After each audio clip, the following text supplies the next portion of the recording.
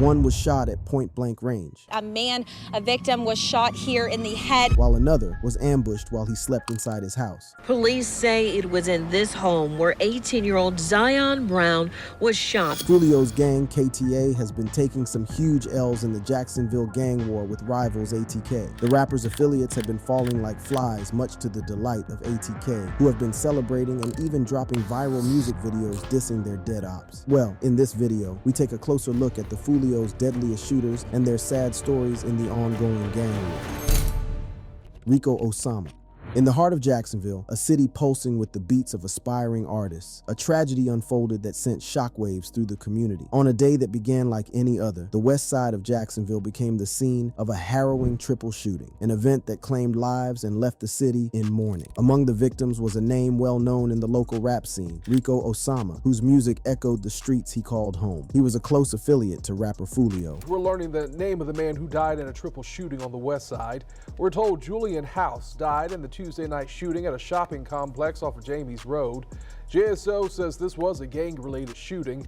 House is a known gang member. On a day that began like any other in the bustling city of Jacksonville, Florida, tragedy struck in a way that would leave the local community and the rap world reeling. It was in the late afternoon when the sound of gunfire shattered the usual hum of activity along San Juan Avenue and James Road, a location known for its vibrant energy and the hustle of daily life. But on this fateful day, the area would become the backdrop for a harrowing incident that would end the life of an up-and-coming artist, Rico Osama, whose real name was Julian House. Rico Osama, a name that was just beginning to make waves in the music industry, as an affiliate of the well-known rapper Foolio, found himself at the center of a violent altercation. Witnesses described the chaos that ensued as approximately 30 gunshots rang out, echoing off the storefronts and sending bystanders into a state of panic. In the video, you see a customer leaving a store before hearing multiple shots. The rapid succession of shots was so intense that it drew the immediate attention of an off-duty officer in the vicinity, who promptly alerted the Jacksonville Sheriff's Office to the unfolding crisis. The officers responded with urgency, rushing to the scene at 6300 San Juan Avenue, where they were met with a sight of devastation. There they discovered 3 adult males, victims of the shooting, their bodies bearing the brutal marks of the attack. The parking lot of the business plaza was littered with shell casings, a stark testament to the severity of the incident. The air was thick with tension and fear as the reality of what had occurred began to sink in. One business owner, whose establishment faced the brunt of the violence, recounted the terror of the moment. He spoke of how at least one bullet had pierced through the walls of his business, striking a refrigerator and leaving a chilling reminder of the narrow escape from what could have been an even greater loss. The plaza building itself and several parked cars were riddled with bullet holes, a silent witness to the ferocity of the attack. One individual had been killed, and 2 others sustained injuries severe enough to require immediate medical attention. Seconds later, a man in a blue shirt appears from around the corner.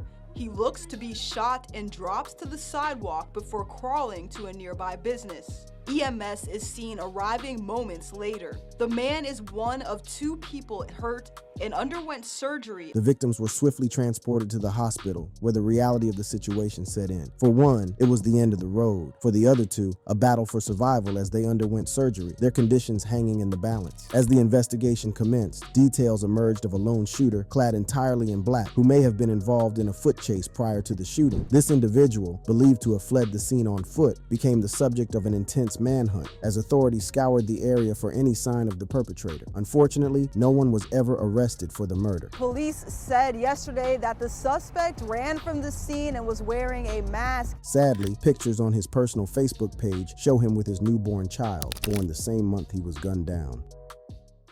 Zion Brown. Police say it was in this home where 18-year-old Zion Brown was shot. Her family was woken up about 1:30 in the morning Saturday when a brick came crashing through a sliding glass door in the back of their house. 18-year-old Zion Brown was the only adult in the home, along with 2 teens, a 9-year-old and a 6-year-old boy. In the dead of night, a peaceful home on North Rawhide Trail in Jacksonville's Cedar Hills Estates was shattered by violence. A brick through the glass, the precursor to tragedy, as a gunman stepped into a living room and turned it into a nightmare. 18-year-old Zion Brown's life was cut short, his final moments amidst chaos and gunfire. 2 young girls, caught in the crossfire, gunfire, their wounds a testament to the horror that unfolded. Zion Brown was active in the streets and was rapper Foolio's blood cousin. Their ops decided to take things too far and attacked Brown's home. It was around 1:30 in the morning when the family's backsliding door was broken by a brick. Inside the house, Brown's 16-year-old sister was jolted awake by the noise. She did what any frightened person would do in such dire circumstances. She called 911, desperate for help. But before the reassuring presence of law enforcement could arrive, the situation escalated. A figure emerged from the darkness, stepping through the remnants of the glass door. The gunman, with calculated coldness, made his way into the kitchen and then into the living room. The space, which had been filled with the soft breathing of sleeping children, was now a stage for a horrific act. The teenage girl, along with her 9-year-old cousin and her brother, Zion Brown, gathered in the living room, their hearts pounding with fear. The gunman, devoid of any semblance of humanity, looked upon the innocent faces of the children and felt no remorse. His finger tightened around the trigger, and a series of shots rang out, each one a piercing echo of terror. The 16-year-old girl tried to take cover behind a couch, but the bullets found her, striking both of her legs. Her young cousin was hit in the neck and right arm, the pain unimaginable for someone so young, and Zion Brown was fatally wounded. As the gunman's weapon clicked empty, he turned and walked out the same way he came in, leaving behind a scene of devastation. Broke out a sliding glass door, walked inside, and began shooting, hitting a 9-year-old and a teenager. They are recovering.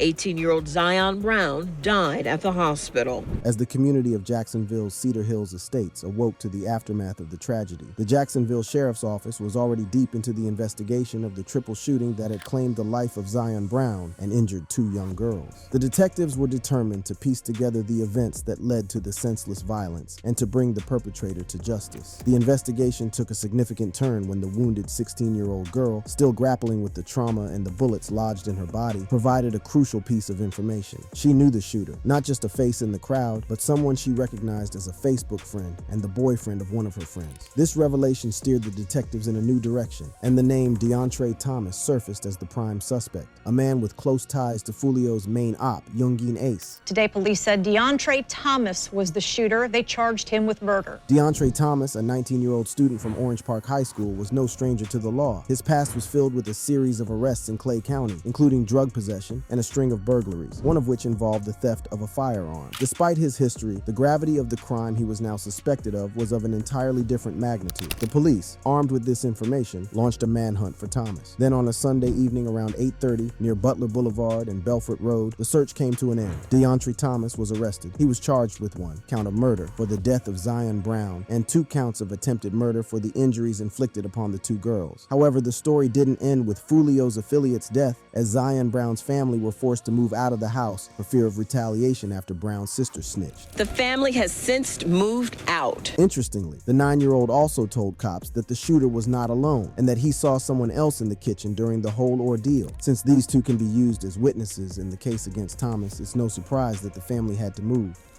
Lawrence Davis, alias Trey D. This evening, police are searching for whoever shot and killed a young man on the east side. Jacksonville officers say it happened during a block party following an end of violence gathering at A. Philip Randolph Park. But neighbors told News4Jack's Allison Henning that's not right. Instead, they said that it was a family-friendly community reunion. Trey D's name was synonymous with violence in the city of Jacksonville, and in the short time he was on this earth, he wreaked havoc on all of his enemies, making him one of the biggest targets in the city, where he was known for being a deadly killer. He was also among Foolio's closest friends with the rapper, constantly referring to him as a deadly shooter in his music. Trey D, whose real name was Lawrence Davis, a young man of 21 years, found his life brutally cut short. The night was supposed to be one of unity and peace, as hundreds gathered under the banner of a Stop the Violence rally, which is ironic that someone like him would attend the rally given his track record in the streets. Yet in a cruel twist of fate, the very violence they stood against struck with lethal force. On a day imbued with a spirit of change and a collective yearning for peace, the streets of Jacksonville's east side were alive with the voices of the hopeful. A Stop the Violence rally had drawn a multitude, each individual a testament to the community's resolve to end the cycle of bloodshed. Banners soared, among them one that read, "Stop the violence, let me grow up," a plea from the Jacksonville youth. As the sun began its descent, the rally rally, a beacon of solidarity, gave way to an evening of celebration. For 8 years, the tradition of a block party had followed such gatherings, a time for neighbors to strengthen their bonds and revel in the joy of togetherness. The A. Philip Randolph Heritage Park, a familiar venue for such events, was once again the chosen site. The atmosphere was electric, charged with music and laughter, as up to 1,000 attendees from all walks of life mingled and danced. Among the crowd was Trey D. His presence was not unusual. He lived merely 4 miles away in the Hollybrook Park neighborhood, a stone's throw from the epicenter of the evening's festivities. As the night wore on, the block party showed no signs of slowing. The air was thick with the aroma of street food, and the sounds of joy were punctuated by the rhythm of music that resonated through the park at 1096A, Philip Randolph Boulevard. It was a scene of pure urban jubilation, a momentary escape from the harsh realities that too often grip the streets of Jacksonville. But as the clock neared 9:50 p.m., the unthinkable happened. The crack of gunfire shattered the harmony, turning the block party into a scene of chaos and terror. Dozens of bullets tore through the night, their deadly intent clear as they found their mark. Screams replaced songs, and the stampede of panicked partygoers echoed through the park. The ground, once a dance floor, was now littered with about 42 spent shell casings, each one a grim marker of the violence that had erupted. Police say dozens of rounds were fired. I walked up and down both sides of the road to see how many evidence markers were left behind. I counted up to 42 of these orange markings along the street. In the midst of the confusion, Trey D lay wounded, the victim of a fatal shooting that would soon claim his life. The young man, who had been a part of the evening's hopeful beginning, had become the tragic symbol of its catastrophic end, as he was rushed to UF Health Jacksonville. But the night's cruel fate was sealed. Trey D's life was cut short. While family members took to social media to mourn their loss, there was pushback from people who knew Trey D well. They argued that he had lived by the gun, and it was only natural that he died by the gun. His family members came to his defense, posting, "He does come from a good, hard-working family, and he was well loved. We don't deny that he could have chosen a better path and the streets had a stronger influence on him. However, on behalf of the rest of my grieving family, we encourage only the perfect people who are without blemish to cast your stones of judgment. Tragedy strikes families without regard to race, creed, or color." Adrian Gaynor Jr., alias Bibby. In the heart of Jacksonville, a tragedy unfolded that shook the very foundations of the Hilltop Village Apartments community. 16-year-old Adrian Gaynor Jr., a student at Grand Park High School, met a harrowing fate in an incident that left the city grappling with questions and a family in profound grief. The sudden and violent loss of this young life, cut short in the parking lot of his friend's residence, sparked a fervent outcry for justice. The death hurt Foolio so much that he released a song in his honor. And gunfire erupts inside a Northwest Side apartment complex. It leaves this 16-year-old dead.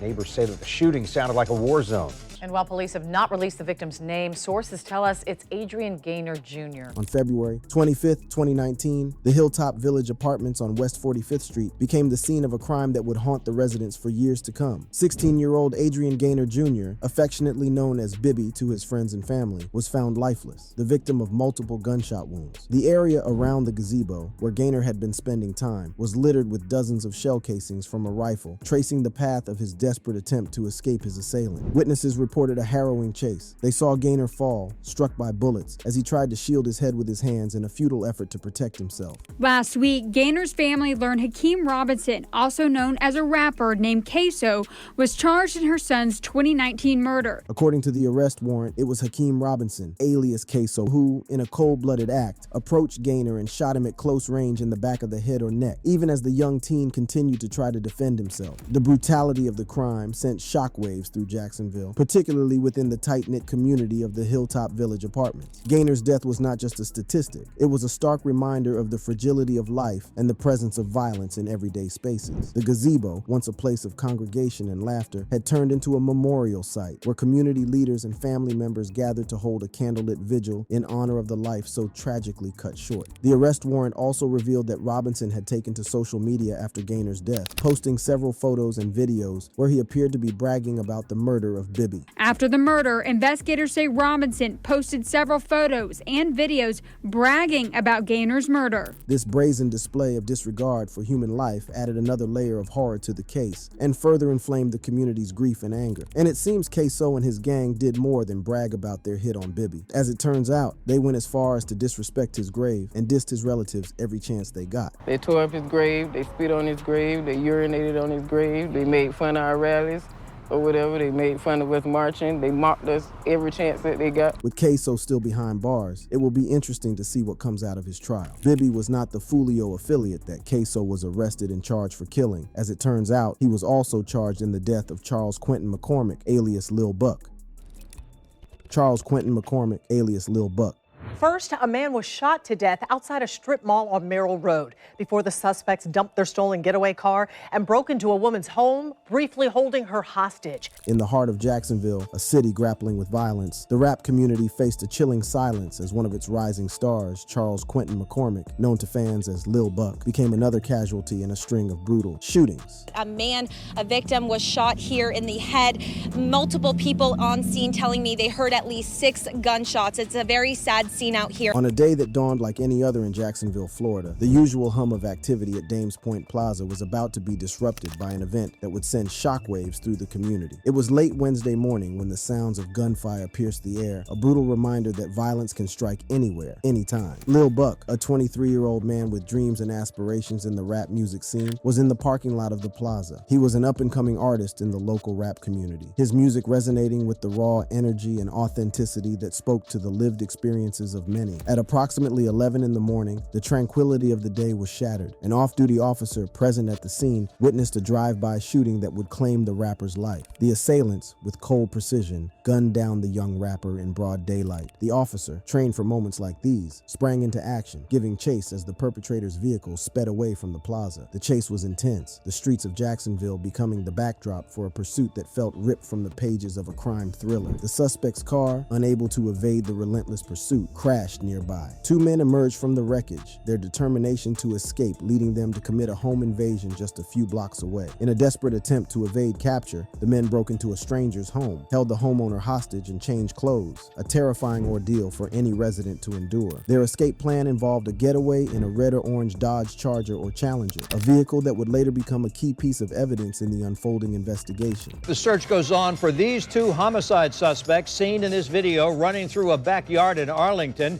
They're wanted for killing a man in a violent crime spree that involved a shooting, home invasion, and a hostage taking. As the dust settled on the tragic scene at Dames Point Plaza, the Jacksonville Sheriff's Office launched a full-scale investigation into the cold-blooded murder of Lil Buck. The city, no stranger to the scourge of violence, braced itself for the revelations that this case would unearth. The investigation was meticulous, with detectives combing through every lead, every piece of evidence that could shed light on the perpetrators of this heinous crime. The breakthrough came when Queso was identified as a suspect. His name was not unknown to law enforcement since he was entangled in a web of gang affiliations that had long cast a shadow over Jacksonville's streets. The case was not just about a single act of violence, it was a glimpse into the ongoing feud between rival gangs, a feud that had claimed numerous lives and was now being waged through the medium of rap music videos. Tracked down to Atlanta by the Fulton County Sheriff's Office, he was apprehended and faced extradition back to Jacksonville, where he would join 6 others awaiting trial for their involvement in the attack. The arrest was not just the closing of a case, but also a statement against the gang violence that had taken root in the community. The implications of Robinson Jr.'s arrest were far-reaching. The ATK, or Ace's Top Killers gang with which he was associated, was notorious in the area. The gang's rivalry with other factions had spilled over into the music scene, with rap videos becoming a platform for threats and taunts, a modern-day battleground where words could escalate into real-world violence. Turns out, Queso had killed Lil Buck as revenge. Lil Buck had released a song that disparaged Queso's brother, Willie Addison Jr., also known as rapper boss Goon. This perceived slight had set in motion a series of events that would lead to Lil Buck's murder. The rap feud had turned deadly. Boss Goon himself had been a victim of gun violence, shot after performing at a late-night event where even his father was shot. The cycle of death and retaliation seemed unending, with each act of violence begetting more bloodshed. These 5 Foolio affiliates, Rico Osama, Zion Brown, Trey D, Bibby, and Lil Buck, lay dead in their graves as the war in Jacksonville continues. Will Foolio, having lost so many of his close associates, finally call a truce to the war? Or will the gangs continue to kill each other senselessly? Only time will tell.